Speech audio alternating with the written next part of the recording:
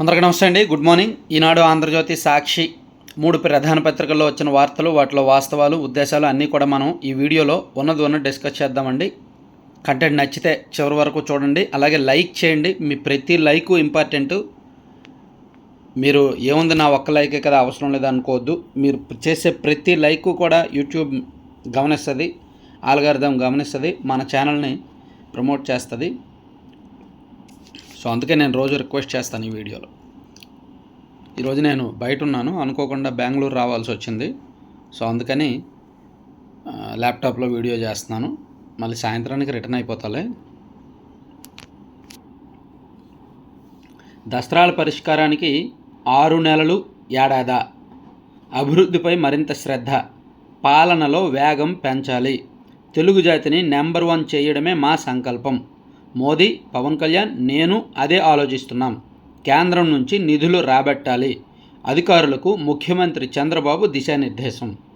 నిన్న వివిధ శాఖల కార్యదర్శులు అండ్ మంత్రులతో కలిసి సీఎం చంద్రబాబు నాయుడు గారు రివ్యూ చేశారు. సో డిపార్ట్మెంట్స్లో ఫైళ్ళు పెండింగ్ ఉంటున్నాయి, నెలల తరబడి పెండింగ్ ఉంటున్నాయి. మీరు ఎందుకు అంత అలసత్వం వహిస్తున్నారు, ఎందుకు ఫైళ్ళ పట్ల సీరియస్గా ఉండట్లేదు అని కొన్ని శాఖల మీద సీఎం గారు సీరియస్ అయ్యారు. అలాగే అధికారులు ఏదో తనని, ఇది ఆంధ్రజ్యోతిలో ఇంకా క్లియర్గా రాశారు, ఒకసారి చూద్దాం.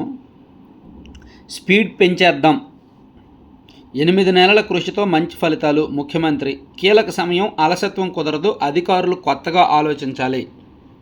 ఇదిగోండి, ఏడాదైనా ఫైళ్ళు క్లియర్ చేయరా, బాధ్యత లేకుండా పనిచేస్తున్నారు, సమాచారం లేకుండా రావడం ఏంటి, నన్ను మెప్పించే ఉపన్యాసాలు కాదు.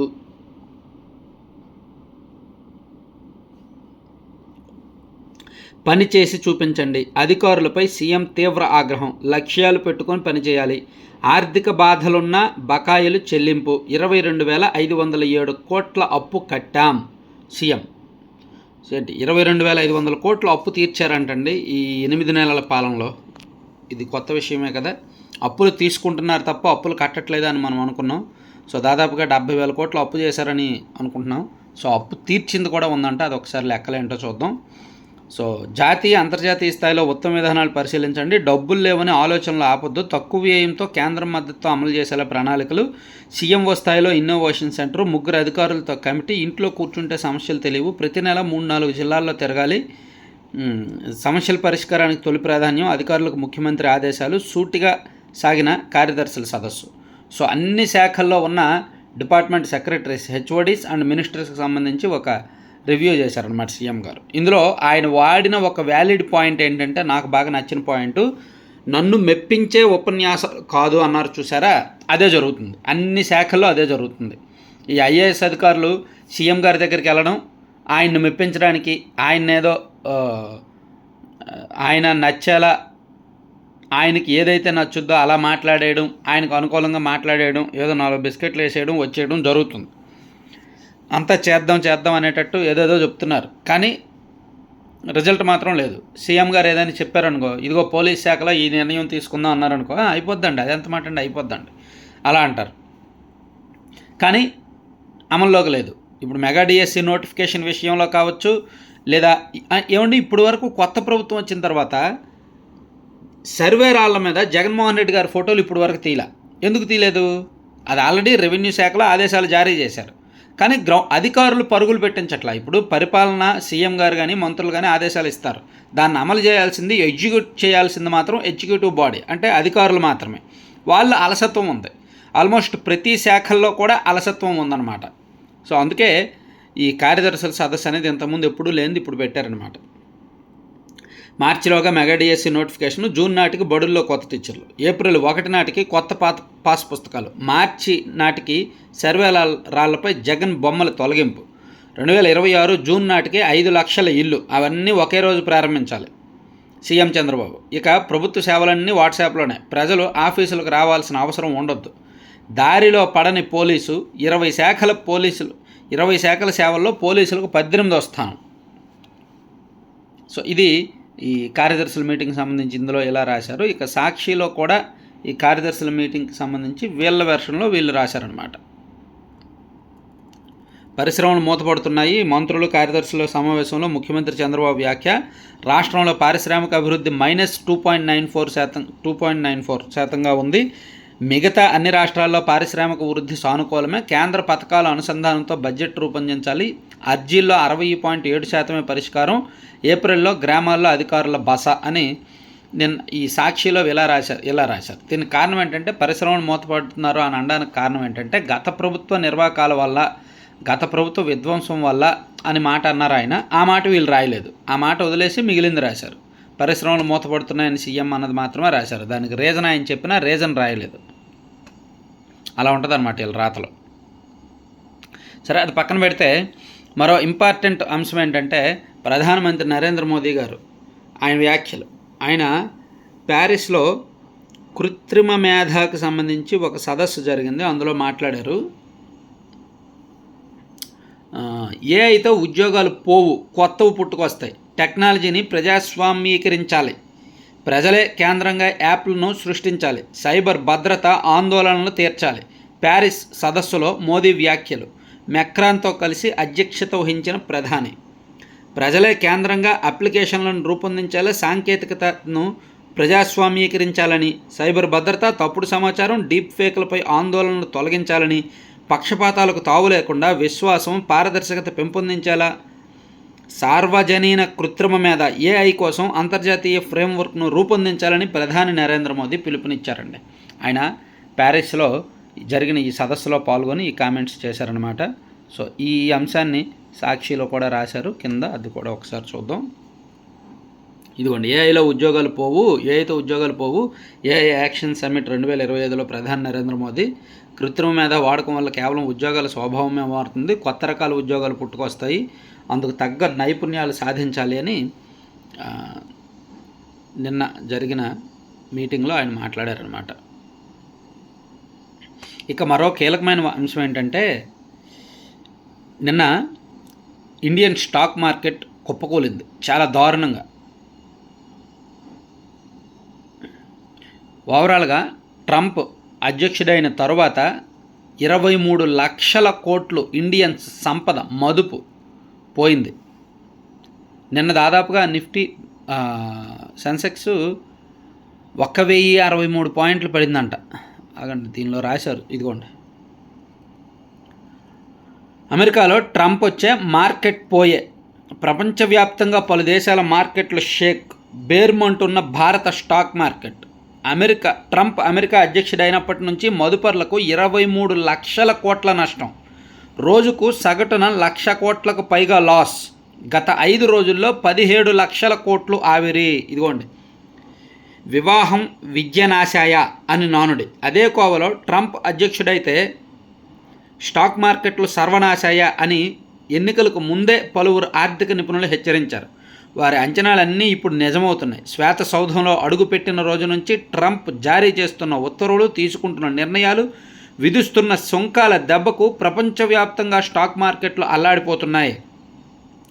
మరీ ముఖ్యంగా మన బీఎస్ఈ, సెన్సెక్స్, నిఫ్టీ 50 కుదేలై ఈక్విటీ ఇన్వెస్టర్లు 5 అంటే 5 రోజుల్లో 16.97 లక్షల కోట్లు నష్టపోయారు. 22 రోజుల్లో 23 లక్షల కోట్లు నష్టపోయారంట. చూసారా ఎంత దారుణంగా ఉందో చూసారా. ఇండియన్ స్టాక్ మార్కెట్ కుప్పకూలిపోయింది. పాపం మిడిల్ క్లాస్ వాళ్ళు బలైపోతారు. స్టాక్ మార్కెట్లు కుప్పకూలితే పాపం మధ్యతరగతి వాళ్ళు నెలకు 1,00,000 రూపాయలు సంపాదించే వాళ్ళు ఒక 20,000 30,000 స్టాక్ మార్కెట్లో పెడుతుంటారు. ఐటీ ఎంప్లాయీస్ ఎక్కువగా. వాళ్ళందరూ కూడా చాలా దారుణంగా నష్టపోతున్నారనమాట. ఇదిగోండి, సాక్షిలో అదే బ్యానర్లో వేశారు. 17 లక్షల కోట్ల సంపద ఆవిరి. సెన్సెక్స్ నష్టం 1018 పాయింట్లు. నిఫ్టీ పతనం 310 పాయింట్లు. అమెరికా వాణిజ్య భయాలు వెంటాడటంతో దేశీయ స్టాక్ మార్కెట్లు 5వ రోజు నష్టపోయాయి. విదేశీ ఇన్వెస్టర్ల వరుస అమ్మకాలు నిరుత్సాహపరుస్తున్న కార్పొరేట్ ఫలితాలు మార్కెట్లపై మరింత ప్రభావం ఒత్తిడి పెంచాయి. ఫలితంగా మంగళవారం సెన్సెక్స్ 1018 పాయింట్ల పతనమై 76,294 వద్ద ముగిసింది. నిఫ్టీ 312 పాయింట్లు నష్టపోయి 23,072 వద్ద ముగిసింది. చాలా దారుణం పాపం. దీనిలో మన సబ్స్క్రైబర్స్ కూడా నాకు తెలిసి చాలామంది ఈ మ్యూచువల్ ఫండ్స్లో ఇన్వెస్టర్స్ ప్లస్ ఈ స్టాక్ మార్కెట్లో ఇన్వెస్టర్స్ ఉంటారు. సో ఈ ప్రభావం ఫండ్ల మీద పడుతుంది. అంటే ఆర్థిక రంగ నిపుణులు ఇంకా కరెక్ట్గా చెప్పగలరులే కానీ ఇది ఊహించిందనమాట. ఇంత భారీ నష్టాలు ఎవరూ ఊహించాల, మార్కెట్ ఇంత దారుణంగా దెబ్బతింటుందని ఎవరూ ఊహించాల. రూపాయి విలువ క్షీణిస్తుంది. ఒకవైపు పెద్ద పెద్ద కంపెనీలు లే ఆఫ్స్ ఇచ్చేస్తున్నాయి, మీరు వెళ్ళిపోండి అని చెప్పి. ఇక్కడ చూస్తే మార్కెట్ పోతుంది. ఏదో జరుగుతుంది ప్రపంచంలో, ఆర్థిక సంస్కరణలు మళ్ళీ రావాల్సిన అవసరం ఉందేమో. సరే, మళ్ళీ మాట్లాడదాం. ఎవరైనా నిపుణుడితో ఒకసారి మాట్లాడిద్దాం. తర్వాత జేఈఈలో తగ్గిన తెలుగు హవా. దేశవ్యాప్తంగా 14 మందికి 100%. వారిలో తెలుగు రాష్ట్రాల వారు 2.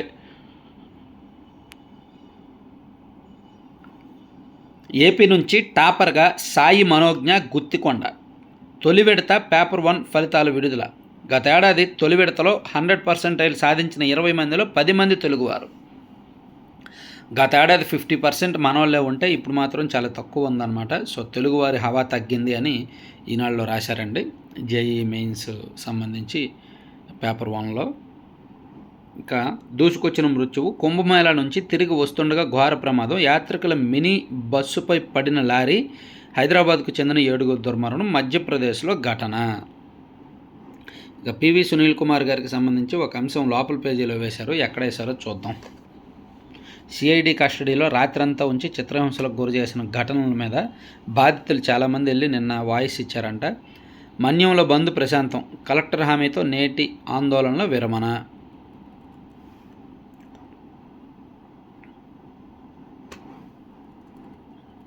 గిరిజనుల్ని రెచ్చగొడితే కఠిన చర్యలు.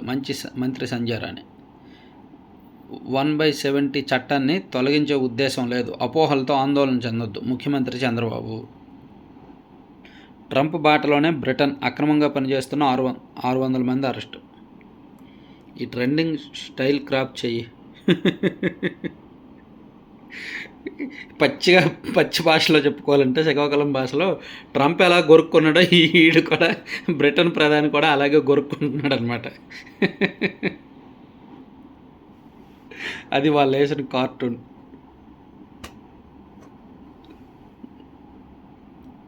వాట్సాప్ గవర్నెన్స్లోకి టీటీడీ సేవలు. రైల్వే సినిమా టికెట్లు కూడా అందుబాటులోకి.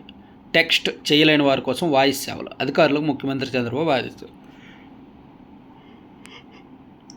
బాగుంది. వాట్సాప్ సేవల్లోకి టీటీడీ కూడా వస్తుందంట. అలాగే రైల్వే టికెట్లు, సినిమా టికెట్లు కూడా వాట్సాప్లో బుక్ చేసుకోవచ్చు అంట. అందులోకి ఇంకో విషయం ఏంటంటే, ఒకవేళ మీరు టెక్స్ట్ చేయలేకపోతే, చదువుకోకపోతే వాయిస్ మెసేజ్ చేస్తే చాలు అని ఇచ్చారు. మరి ఆ విధి విధానాలు ఏంటో చూడాలి. తర్వాత మహిళలకు వర్క్ ఫ్రమ్ హోమ్. పెద్ద ఎత్తున ప్రణాళికలు రచిస్తున్నాం. ముఖ్యమంత్రి చంద్రబాబు వెల్లడి. అంటే ప్రభుత్వ ఉద్యోగులకు మంగళవారం సాంకేతిక పరిజ్ఞానం అందుబాటులోకి రావడంతో వర్క్ ఫ్రమ్ హోమ్ ప్రాధాన్యం పెరిగింది. Remote work, coworking space, neighbourhood work space వంటివి ఉద్యోగులకు సరైన పని వాతావరణాన్ని సృష్టించడానికి ఉపకరిస్తాయంట. చూడాలి. ఫస్ట్ గవర్నమెంట్ ఎంప్లాయీస్కి అది అమలు చేసి చూస్తే అప్పుడు ప్రైవేట్ వాళ్ళని అడగచ్చు. అది అంత ఈజీ కాదులే వర్క్ ఫ్రమ్ హోము. ఇదిగోండి, సిఐడి కస్టడీలో చిత్రహింసలు. ఎవరెవరిని అరెస్ట్ చేసి చిత్రహింసలకు గురి చేశారనేది నేను ఇచ్చారు. పివి సునీల్ కుమార్ ఆదేశాలతో రాత్రంతా నిర్బంధించి తీవ్రంగా కొట్టారు. రాత్రి వేళ తలుపులు విరగొట్టి ఇంట్లోకి చొరబడ్డారు. సునీల్ కుమార్పై సిఐడి విచారణలో వాంగ్మూలాలు ఇచ్చిన బాధితులు. ఒక ఎంపీ గారే ఉన్నారు, రఘురామకృష్ణరాజు గారు లాంటి అప్పటి ఎంపీనే ఉన్నారు. ఇంకా వీళ్ళెంతండి పాపం. ఇవ్వండి, వీళ్ళందరూ వాయిస్ ఇచ్చారనమాట.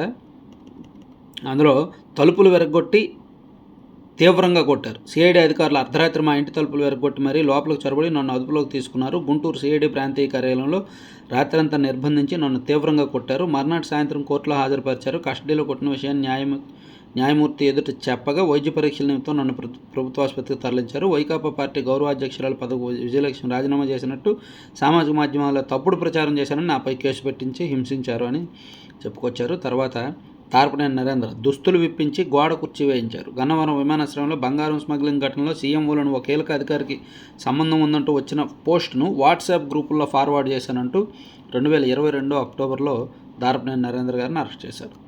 చొక్కా అయినా వేసుకొనివ్వలేదు. కొల్లు అంకబాబు సీనియర్ పాత్రికేయుడు. సో ఇట్లా వైఎస్ఆర్ కాంగ్రెస్ పార్టీ అధికారంలో ఉన్నప్పుడు పివి సునీల్ కుమార్ గారు సిఐడి డీజీగా ఉండగా జరిగిన దారుణాలను కొంతమంది చెప్పుకొచ్చారనమాట. తర్వాత వైకాపా హయాంలో 30,000 కోట్ల మద్యం కుంభకోణం. ఏమండి, వైకాపా హయాంలో 30,000 కోట్ల మద్యం కుంభకోణం జరిగితే కేంద్రంలో బీజేపీ అధికారంలో ఉందగా, అప్పుడు బీజేపీ ఏం చేసింది? సీఎం రమేష్ గారు నిన్న మాట్లాడారు లోక్సభలో. ఓకే, మరి అప్పుడు బీజేపీగా కేంద్రంలో అధికారంలో ఉంది, అప్పుడు ఏం చేసింది? వాళ్ళ దగ్గర వాటాలు తీసుకున్నారా? 7 నెలల్లో 3 ప్రాజెక్టులకు 38,000 కోట్లు వచ్చాయి. తెదేపా ఎంపీ సానా సతీష్ బాబు. ఓకే,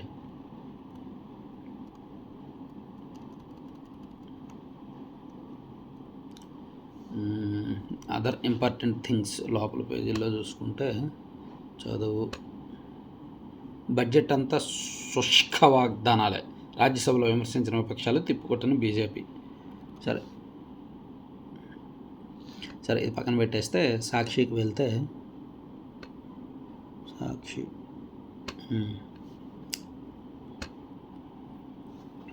సాక్షిలో బ్యానర్ ఏమిచ్చారంటే, పోలీసులకు మా ఆదేశాలంటే గౌరవం లేదు. మేము అడిగినప్పుడే సీసీటీవీ ఫుటేజ్ ఎలా మాయమైపోతుంది, మిస్టీరియస్గా కనిపించకుండా పోతోందని హైకోర్టు ఆగ్రహం. వాళ్ళు అడిగినప్పుడే సీసీటీవీ ఫుటేజ్ ఎలా మాయమైపోద్దంటే, వైఎస్ఆర్ కాంగ్రెస్ పార్టీ అదే జగన్మోహన్ రెడ్డి గారి హౌస్ బయట సీసీటీవీ ఫుటేజ్ పోలీసులు అడిగితే మాయమైపోయింది లేదు అని వైసీపీ వాళ్ళు చెప్పారు కదా, అలాగే ఇది కూడా మాయమైపోద్ది అనమాట. ఏది అవసరమో అది ఉండదు. సో పోలీసులు చెబుతున్న కారణాలు నమ్మశక్యంగా లేవు, ఫుటేజీలు మాయమైపోతున్నట్టే. ఐజీ ఎస్పీలు ఏం చేస్తున్నట్టు, సర్క్యూట్ కాలిపోయిందన్న సౌత్రిక నివేదికపై అనుమానాలు, ఆ నివేదికలో సంతకాలు సీలులో తేడాలు ఉన్నాయి. కాలిపోయిన సీసీటీవీని మేమే స్వయంగా పరిశీలిస్తాము. కోతుల వల్ల ఫుటేజ్ కాలిపోయిందంటే ఎలా నమ్మాలి? ఆ పరికరాలను తమ ముందు ఉంచాలని పల్నాడు ఎస్పీకి ఆదేశం. ఎస్హెచ్ఓపై చర్యలు సంతృప్తికరంగా లేవన్న ధర్మాసనం. అన్ని పోలీస్ స్టేషన్ల నుంచి నివేదికలు తెప్పించుకోవాలని ఎస్పీలకు ఆదేశాలు ఇస్తాం. సో పోలీస్ స్టేషన్లో జరుగుతున్న పరిణామాల మీద, అసలు పోలీస్ స్టేషన్లో సీసీ కెమెరాలు ఉండాలి. పోలీస్ స్టేషన్లో ఏదైనా మానవ హక్కుల ఉల్లంఘన లాంటివి జరిగితే దాన్ని కోర్టులో న్యాయస్థానాలు విచారించినప్పుడు సీసీటీవీ ఫుటేజ్ చూపించాలి. కానీ కోర్టులు అడుగుతున్నప్పుడు పోలీసులేమో సీసీటీవీ ఫుటేజ్లు ఇవ్వట్లేదు. సో దాని మీద నిన్న సీరియస్గానే హైకోర్టులో వాదనలు జరిగాయి. దాన్నే ఈనాడులో కూడా వేసినట్టున్నారు. యాక్చువల్లీ మనం ఈనాడులో అదే వార్తను ఇటు వచ్చాం కదా, ఒకసారి చూద్దాం. కింద ఎక్కడో ఉన్నట్టుంది కదా,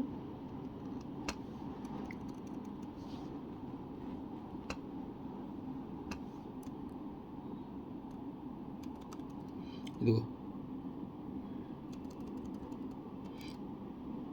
కాలిపోయిన సీసీటీవీ పరికరాలను మా ముందు ఉంచండి. మాచవరం పోలీసులకు హైకోర్టు ఆదేశం. సౌత్రిక టెక్నాలజీ సంస్థ నివేదికపై సందేహం. పోలీస్ స్టేషన్లో సీసీటీవీ నిర్వహణలో నిర్లక్ష్యంగా ఉన్న పల్నాడు జిల్లా మాచవరం ఠాణా ఎస్హెచ్ఓకు ఏడాది పాటు ఇంక్రిమెంట్ నిలిపేస్తూ ఆ జిల్లా ఎస్పీ తీసుకున్న చర్యలపై తాను సంతృప్తికరంగా లేవని హైకోర్టు పేర్కొంది. పౌరుడి అక్రమ నిర్బంధంపై ఫుటేజ్ను కోర్టు ముందు ఉంచాలని ఆదేశించిన ప్రతిసారి ఏదో ఒక సాగు చెప్తున్నారని వ్యాఖ్యానించింది. ఇది పోలీసుల శాఖకి ఒక రకంగా గుణపాఠం. పోలీస్ స్టేషన్లో ఏం జరుగుతుందో కోర్టులకి ప్రశ్నించే హక్కు ఉంటుంది, పౌరులకు ప్రశ్నించే హక్కు ఉంటుంది. సీసీటీవీ ఫుటేజ్ అడిగితే లేదు అనడం మాత్రం తప్పే. సో ఈ విషయంలో హైకోర్టు ఏ తీర్పు ఇచ్చినా సరే మనం యాక్సెప్ట్ చేయాలి. పోలీస్ శాఖలో మార్పు రావాలి. అయ్యన్ని వ్యాఖ్యలతో స్తంభించిన మన్యం. బంద్ విజయవంతం. 170 చట్టాన్ని సవరించాలని స్పీకర్ అయ్యన్న వ్యాఖ్యలపై గిరిజనుల మండిపాటు. సో నిన్న సీఎం గారు క్లారిటీ ఇచ్చారుగా లేదని. తర్వాత కిరణ్పై కేసు ఏది? బాధితురాలి ఫిర్యాదును పట్టించుకొని పోలీసులు అన్ని ఆధారాలు సమర్పించినా బాధితురాలికి న్యాయం జరగని వైనం. పైగా ఉల్టా కేసుతో బాధితురాలి అరెస్టు అని ఈ కిరణ్ రాయల్కి సంబంధించిన అంశాన్ని కూడా సాక్షిలో రాశారు. పాపం సాక్షిలో ఏమీ లేక ఈ పనికిమాల వార్తలన్నీ రాసుకుంటున్నారనమాట. వేరే అంశాలు ఏమీ లేనట్టు 3 రోజుల నుంచి ఆ కిరణ్ రాయల్ వార్తే.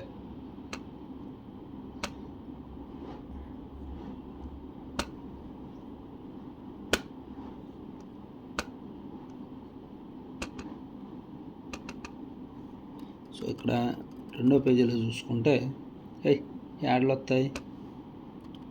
సాక్షి 2వ పేజీ రావడమే, నేను ఓపెన్ చేయడమే మీ అదృష్టం. దానికి కూడా మీరు యాడ్లు వచ్చి అడ్డం వస్తే అట్లా? ఆ అదృష్టం మీకు వద్దా? మా వ్యూయర్స్ సాక్షి 2వ పేజీ చూసే అదృష్టం ఇవ్వరా మీరు? ఆ అదృష్టం మీకు వద్దా? పోండి, వద్దులైతే పోండి. ఆంధ్రజ్యోతికి వెళ్దాం. ఆంధ్రజ్యోతిలో స్పీడ్ పెంచేద్దామని ఇది ఒకటి చూసాం, ఇది ఆల్రెడీ చెప్పుకున్నాం. అలాగే స్టాక్ మార్కెట్లకు సంబంధించి కూడా బ్యానర్లో వేశారు, అది ఒకటి చూసాం. తర్వాత కుటుంబం గడవడం కష్టం అనుకుంటే కారుణ్య నియామకం. ఉద్యోగి మరణించిన ప్రతి కేసులోనూ వారసుల కొలువు ఇవ్వడం సరికాదు. సో కుటుంబం పరిస్థితిని బట్టి కారుణ్య నియామకం ఇవ్వండి, ఉద్యోగం మరణించిన ప్రతి ఒక్కరికి కూడా వారసులకు ఈ ఉద్యోగాలు ఇచ్చేయొద్దు అని సుప్రీంకోర్టు చెప్పిందనమాట. ఈవీఎంలో డేటా తొలగించొద్దు, ఈసీకి సుప్రీంకోర్టు ఆదేశం. అదే పోయింది, మేము తొలగించలేదని చెప్తారు. వీళ్ళు ఎలా సీసీటీవీ ఫుటేజ్లు మాయని చెప్తారో వాళ్ళు కూడా అదే పోయింది, మేమేం తొలగించలేదని చెప్తారనమాట. పౌల్ట్రీ యాక్చువల్లీ అది పోదు, ఈవీఎంలో డేటా ఉంటుంది సుదీర్ఘకాలం. పౌల్ట్రీపై పిడుగు, గోదావరి జిల్లాలో వణికిస్తున్న బర్డ్ ఫ్లూ. ఉమ్మడి జిల్లాల్లో 350కి పైగా పౌల్ట్రీలు, వాటిలో 3 కోట్ల కోళ్ళు పెంపకం, రోజుకు 2.40 లక్షల గుడ్లు ఉత్పత్తి. ఇన్ఫెక్షన్ జోన్లోకి ఫారాలు మూసివేత, చికెన్ గుడ్ల అమ్మకాలు నిలిపివేత. బర్డ్ ఫ్లూ భయంతో తెలంగాణ అప్రమత్తం, ఏపీ నుంచి వచ్చే కోళ్ళ వాహనాలు వెనక్కి. అందుకే వింటర్లో సాధారణంగా చికెన్ తినొద్దు అంటారు. కొన్ని సీజన్స్ ఉంటాయి, ఆ సీజన్లో ఈ వర్షాకాలంలో చేపలు, వింటర్లో కోళ్ళు, ఇట్లా కొన్ని వైరస్లు కొన్ని ఇన్ఫెక్షన్స్ వస్తాయన్నమాట. సో బర్డ్ ఫ్లూ వలన చాలా పౌల్ట్రీ ఫారాలు చాలా వరకు నష్టపోయారనమాట. కొంత కోట్లలో నష్టం వచ్చింది, 100 కోట్లలో నష్టం వచ్చింది.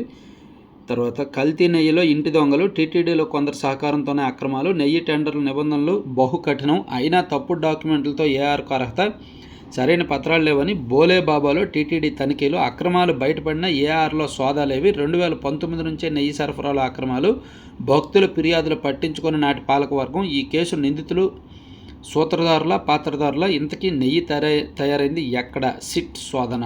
టీటీడీలో ఏమండి, నాకు డౌట్ వస్తుంది.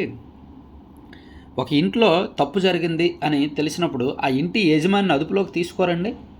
మరి టీటీడీలో తప్పు జరిగింది అని తెలిసినప్పుడు గతంలో పనిచేసిన ఈఓని కానీ లేదా చైర్మన్ కానీ ఎందుకు ప్రశ్నించట్లేదు వీళ్ళు?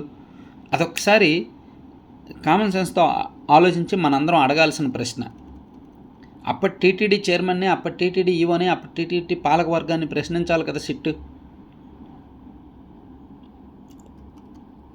పెళ్లి సంబంధాలు చూస్తున్న తరుణంలో సాఫ్ట్వేర్ ఇంజనీర్ దారుణహత్య, తలను రాయి కేసి కొట్టి కత్తితో పొడి చంపింది ఉండగలదు. విజయనగరం జిల్లాలో దారుణం. ఎన్ని నేరాలు ఎన్ని ఘోరాలు జరుగుతున్నాయో. ఒక్క బడిని మూసేయం, బడికి దూరంగా ఉండే విద్యార్థులకు నెలకు 600 రవాణా ఖర్చుల కింద 10 నెలల పాటు ఇస్తాం. ఆదర్శ ప్రాథమిక పాఠశాలలో తరగతికి ఒక టీచర్, ప్రతి 3వ శనివారం మధ్యాహ్నం బడికి సెలవు. పాఠశాల విద్యాశాఖ కమిషనర్ విజయరామరాజు, మార్చి నాటికి 300 కోట్లు ఖర్చు చేయాలి ఎస్పీడీ అని ఇచ్చారు. తర్వాత హెచ్ఏఎల్ మీద నమ్మకం లేదు, ఆ సంస్థ మిషన్ మోడ్లో పనిచేయడం లేదు. 11 తేజస్ MK1Aలు సిద్ధం చేస్తామన్నారు. ఒక్కటి కాలేదు, సాఫ్ట్వేర్ మార్పులతో సరిపోదు, పనితీరులో సమూల మార్పులు రావాలి. వాయుసేన అధిపతి అమర్ప్రీత్ సింగ్ వ్యాఖ్యలు. హిందుస్థాన్ ఏరోనాటిక్స్ లిమిటెడ్ దాని మీద నమ్మకం లేదు, ఆ సంస్థ మిషన్ మోడ్తో పనిచేయట్లేదని చెప్పారనమాట ఈయన వాయుసేన అధిపతి. సో ఇవన్నీ 3 పత్రికల్లో ఉన్న వార్తాంశాలు అనమాట. సో ఈరోజు ల్యాప్టాప్లో చెప్పుకున్నాం కాబట్టి కాస్త సంక్షిప్తంగానే చెప్పుకోవాల్సి వచ్చింది. మరిన్ని కీలకమైన అంశాలు మనం రేపు స్టూడియోకి వెళ్ళిపోతాను మ్యాక్సిమం. Thank you.